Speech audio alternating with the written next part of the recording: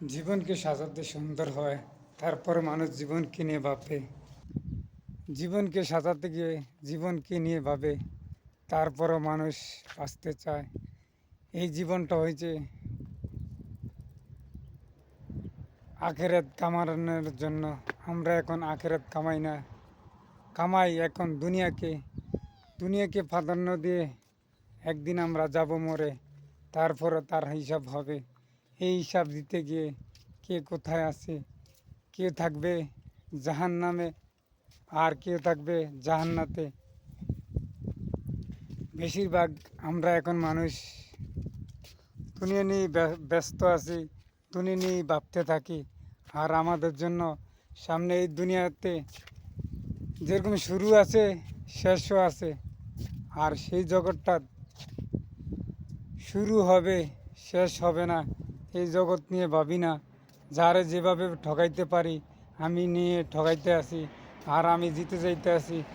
আর আমার ফ্যামিলি সুন্দর রাখার জন্য এই দুনিয়াতে যা অবলম্বন আছে আমি সব কিছুই করতে আসি, আর আরেকজনকে ঠকাইতে আসি। আমি তো সেটা বুঝি না যেন আমি নিজে আরেকজনকে গিয়ে ঠকাইতে গিয়ে সেই লোকটা জিতে যাইতে আছে আর আমি ঠকে যাইতে আসি। আমার ফ্যামিলিকে সুন্দর রাখার জন্য, ফ্যামিলিকে আমাকে এই ফ্যামিলির জন্য যত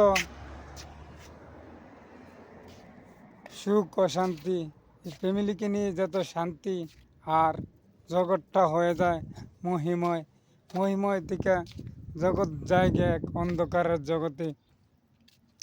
তাই ভাই আমরা দুর্গন্ধযুক্ত মানুষ, আমরা আসছি দুর্গন্ধ হয়ে আমাদেরকে বানানোর জন্য, পাক পবিত্র হয়ে আল্লাহর জান্নাতে যাওয়ার জন্য। আমরা জান্নাতের কাজ করি না, অজান্নাত নিয়ে ভাবতে আছি। দুনিয়াকে প্রাধান্য দিতে গিয়ে আমাদের জান্নাত হারিয়ে যেতেছে। কতজনকে কত কথাই বলবো আর কতটা শুনবো, আমি নিজেই তো শুনি না, আরেকজনকে কিভাবে শোনাবো। এটাই হয়েছে মানুষের প্রচলন। আমি কি আর আছি আমার ভিতরে? আমি এখন আমার ভিতরে নাই, আমি আছি দুনিয়াকে নিয়ে ব্যস্ত আছি।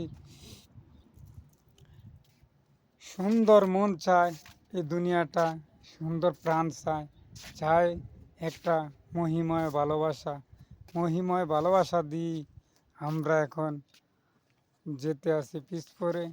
আর সুন্দর হোক আমাদের ভালোবাসা। সবাই ভালো থাকবেন। আসসালামু আলাইকুম।